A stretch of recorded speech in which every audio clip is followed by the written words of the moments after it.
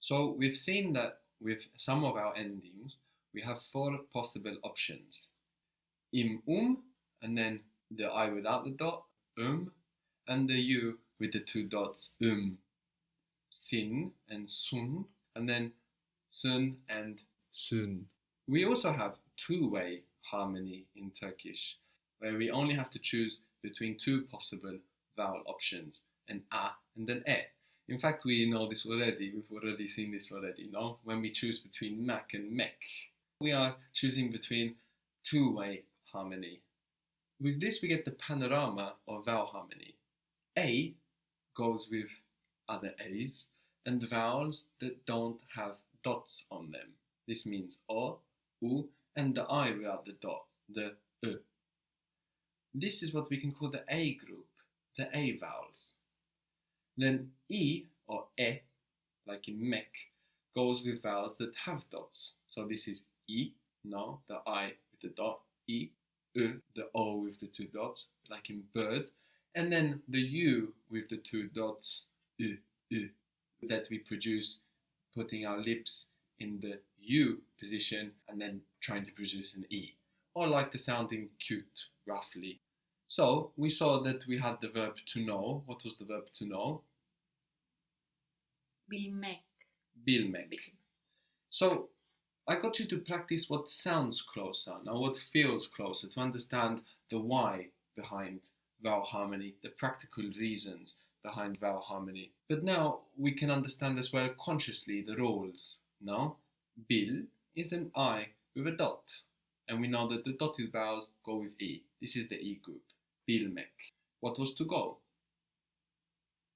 Gitmek. Gitmek. So again, dotted vowel with E. What was to eat? Yemek. Yemek. And of course, E will go with E. E will go with E. To see? Görmek. Görmek. No? So you have the O with the dots. So this is a really easy way to think about it. The E group are the dotted vowels. Then we had the undotted vowels, which we will call the A group, that they go with A in our two-way harmony. So, to read, what was to read? Okumak. Okumak. No? What was to take or to buy? Almak. Almak. And of course A pairs with A. And to do or to make? Yapmak. Yapmak. Good. Again, we have A pairing with A. So, you can actually use verbs to remind yourself of these two groups. Every time you come across a new verb, you will see that it ends in mek or mak. And you will check the vowel before, just to remind yourself, oh, what is the E group and what is the A group? You do that a few times and you will know it perfectly. So we have the E group are dotted vowels, and the A group are the non-dotted vowels. And every time you come across a verb, if you feel like you need reminding of that, you can just look at the vowel that comes before that mek or mak. When you engage in active listening and reading, and just general active thinking, memory is no longer your concern. Everything you need is there floating around in the language that you expose yourself to. As long as you're thinking about it, you can feed that back in, to clear up any doubts you have or to remind yourself of anything that you felt like you may have forgotten. So it's really important that we understand that memory is not our worry. Anything you might forget, you can find again in the language that you are exposing yourself to. We've also seen another example of two-way harmony already. What was the word for why? Literally from what? Neden. Neden. So here we have E and E together. Den is the ending for from. So if we have den, what else do you think we might have for from? Dan. Yeah, correct. So basically in Turkish, whenever you come across an ending for a word, you know that the ending that you find, the specific ending that you come across in the language, if it ends in an E or an A, it's two-way harmony. Those are your options, E or A. You just need to think about whether the vowel before belongs to the E group, the dotted group, or the A group, the dotless group. If the ending you find ends in an I, with or without a dot, if it ends in a U, with or without a dot, then it's four-way harmony, and you have four options. You might come across any one of those versions when you come across a new ending and you learn it in context, no? So it's important that you know whether it's four-way harmony or two-way harmony when you come across it. So imagine you come across den, like in neden, and you understand, okay, that's an E, so this is two-way harmony. The word for car in Turkish is araba. Araba. Good. A-R-A-B-A. This is car or the car. We don't have a specific word for the in Turkish. So araba can be car or the car. If you want to say it from the car, how would it be? Arabadan. Good. And the ending will take the accent. Actually, most endings take the accent. We saw that the to be ending didn't. No? Boşum. Yeah. Boşsum. But neden, it takes the accent. Arabadan. Arabadan. Arabadan.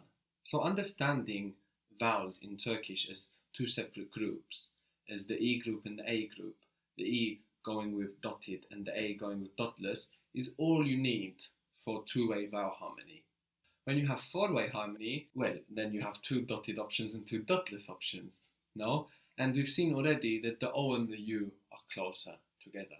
So if you have an O with dots, it's going to go with a U with dots. If you have an O without dots, it's going to go with a U without dots. So that's vowel harmony. That's a panorama of vowel harmony. What we did here is put it in a more vertical order to allow us to review the panorama. But it's very important to understand that we were already using it and experiencing it. Usually, the way you are expected to learn information from the outset is in this vertical order, presenting it all together. For me, this is a useful way to review information, but not to learn it. Now, before we finish our discussion about vowel harmony, there's definitely one more detail I should mention, just because of its potential to make you think that you didn't learn anything. In most Turkish dialects, you might notice that the E, in some circumstances, is a little more open and can sound more like an A. For example, instead of neden, you will probably hear neden. This is not nedan, this is not an A, this is just an open E. We're not worrying about this here, as it depends on what dialect or accent of Turkish you will expose yourself to and learn, and should be something you pick up in a live context. I'm only mentioning it so that you don't panic thinking that this is an A and that you didn't understand vowel harmony.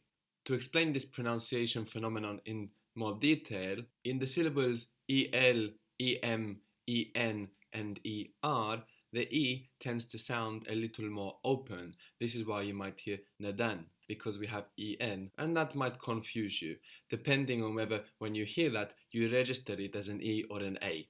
It's definitely an E, it's just a more open E in most dialects. It's not hard to remember because you have EL, EM, EN, which is LMN, they all come together in the alphabet, no?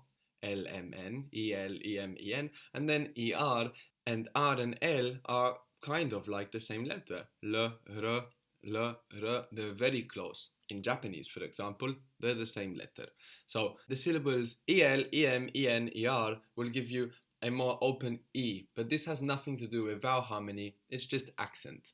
If you are particularly worried about this and are really striving for that perfect accent, pay attention to where syllables actually occur. So whilst in the word ben, we have the syllable en, in beni, we don't have it anymore. The syllables are be and ni. Like I said, it's not something we're going to worry about during this course, something I just wanted to mention in case you hear it and think that you misunderstood vowel harmony. You didn't, it's just this.